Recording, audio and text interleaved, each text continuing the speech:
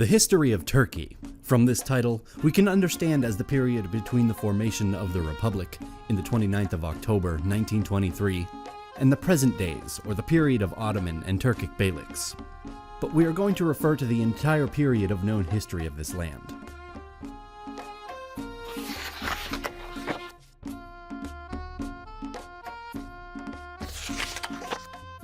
Practically, the history of the region now forming the territory of not only the Republic of Turkey, but also Anatolia.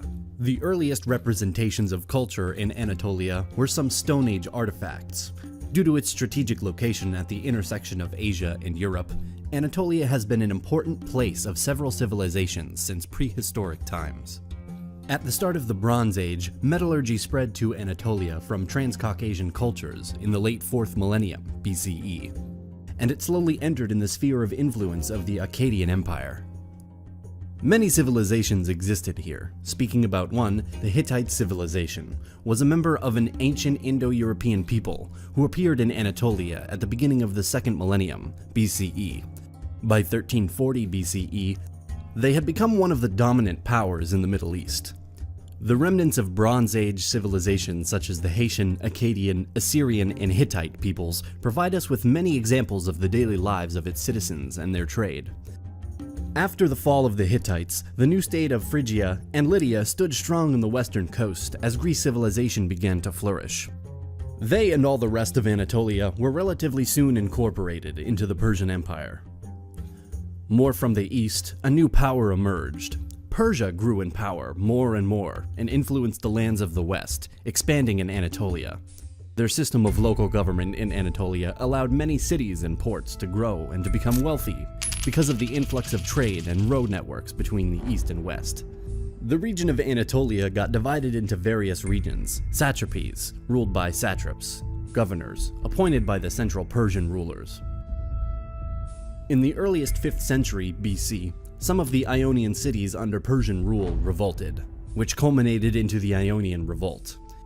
This revolt, after being easily suppressed by the Persians, led to the popular Greco-Persian Wars, one of the most known and crucial wars from the ancient history. This Greco-Persian War led to more conflicts in the Greek peninsula.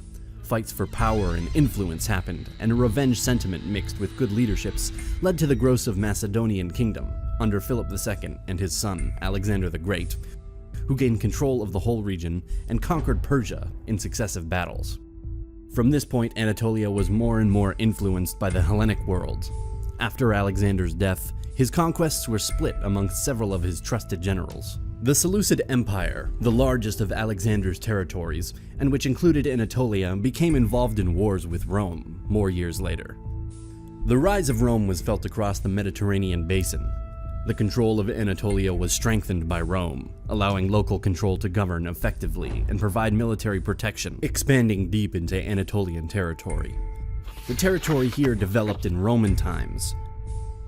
Due to the rise of instability in the empire and the permanent raids from foreign invaders in the 4th century AD, the Emperor Constantine the Great established a new administrative center at the city of Byzantium, called Constantinople after his name. And by the end of the 4th century, the Roman Empire split into two parts, the western part with Rome as its capital, and the eastern part with Constantinople as its capital, an empire referred to by historians as the Byzantine Empire. The process of Hellenization that began with Alexander's conquest accelerated under Roman rule, and the ancient Greek language and culture was predominant in the region. Turkic peoples and related groups migrated west from Turkestan and what is now Mongolia towards Eastern Europe, Iranian Plateau, and Anatolia. The Seljuk Turkmens created a medieval empire that controlled a vast area, stretching from the Hindu Kush to eastern Anatolia, and from Central Asia to the Persian Gulf. Many wars, the emerging of new empires, migrations, raids, and the incompetence of some leaders created the slow process of the Byzantine decline throughout time. Their decline and the growing power of the Seljuks led to conflicts and to the famous Battle of Manzikert on 26th of August, 1071, which is believed to be the open gate for the Turkic people, which will come in Anatolia in the next decades and centuries. This important battle was fought between the Byzantine Empire and the Seljuk Empire near Manzikert. The defeat of the Byzantine Empire and the capture of their emperor Romanos Diogenes IV is an important chapter in the history of Anatolia and in the history of what will be known as the Ottoman Empire and the Republic of Turkey. The Sultanate of Rum seceded from the Great Seljuk Empire, and they ruled central Anatolia. As the Seljuk Sultanate of Rum started to crumble, many other smaller regions emerged, ruled by different leaders. These small kingdoms were called beyliks. One of them was ruled by Osman, which will be known as Osman I, the founder of the Ottoman Empire. It's believed that Osman's early followers consisted both of Turkish tribal groups and Byzantine renegades, but not all were Muslims. It is not known for sure how this beylik started to dominate the region, but one thing was sure: the Byzantine Empire was very vulnerable. The new empire expanded into Europe, defeating local leaders and taking profit from the instability of the region. By the year 1400, the Ottomans were a true power, having control of much of the Balkans and western Anatolia. The collapse of Constantinople in the year of 1453 and the end of the last vestiges of the Roman Empire consolidated their power and their notoriety for the next centuries, in which the empire will expand even further, reaching its peak in the 16th and 17th centuries. Inflations, lost battles, the defeats against the Russians and the Habsburgs, and some crisis and rebellions marked the decline of the Ottomans. The start of the 19th century was marked by national movements. Many people from different ethnicities lived in different empires or administrative forms, and rebellions started to happen. The Serbian Revolution, 1804 to 1815, marked the beginning of an era of national awakening. Also, even some Arabs, led by the Al-Saud family, revolted against the Ottomans. In 1821, the Greeks declared war on the Sultan, achieving independence. In 1830, the French invaded Algeria, which was lost to the empire. In 1831, Muhammad Ali revolted and created a civil war with the aim of making himself Sultan. As we can see, the Ottoman experienced huge instability, marked by defeats, bad administration, revolts, and national movements across the empire, due to its overextensions on lands with different peoples and cultures. The empire continued in the next years of the 19th century to lose wars and territories, and to fail in the creating of new reforms. The collapse of the empire is a more detailed subject, but if you want to know more about that, we already made a more detailed video about their collapse.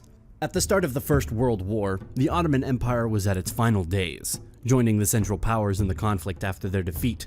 The empire crumbled, and many of their territories were conceded in favor of Greece, Italy, Britain, and France. This loss created the start of the Turkish national movement, which will be known as the Turkish War of Independence, led by Mustafa Kemal. By September 18, 1922, the occupying armies were expelled. On November 1st, the newly founded parliament formally abolished the Sultanate, thus ending 623 years of Ottoman rule. The Treaty of Lausanne of July 24, 1923, led to the international recognition of the sovereignty of the newly formed Republic of Turkey as the successor state of the Ottoman Empire, and the Republic was officially proclaimed on October 29, 1923, in the new capital of Ankara. Mustafa Kemal became the Republic's first president of Turkey, and subsequently introduced many radical reforms. More rights for women were established, a new writing system in the Latin alphabet for the Turkish language was created, and many others. Turkey was neutral in World War II, and they refused German requests to allow troops access to its borders into Syria or the USSR. Due to the growing tensions of the Cold War, the US guaranteed the security of Turkey and Greece. Turkey joined NATO in 1952, an important member, especially due to its geographic position at the border with USSR. On the island of Cyprus, instability and conflict started to exist, and a military coup of July 1974, overthrowing President Makarios and installing Nico Samson as a dictator. Turkey invaded the Cyprus in 1974. Later, the Turkish Republic of Northern Cyprus was established, but just Turkey recognizes it. The single-party period was followed by multi-party democracy after 1945. The Turkish democracy was interrupted by internal problems and by military coups in 1960, 1971, and 1980. Since the liberalization of the Turkish economy during the 1980s, the country has enjoyed stronger economic growth and greater political stability. Also, a boom in population happened in this country, growing from 17 million people in the 1930s to over 80 million today. We know that there's more to discuss about this topic, and we will cover more details in future episodes about the history of the Turkish people in Anatolia. So be sure to subscribe to our channel to receive more interesting animated episodes about our history. Also, we cannot end this video without thanking our few but very generous supporters on Patreon. Your support is much appreciated and it helps our work a lot. Thank you for watching, and see you in the next one.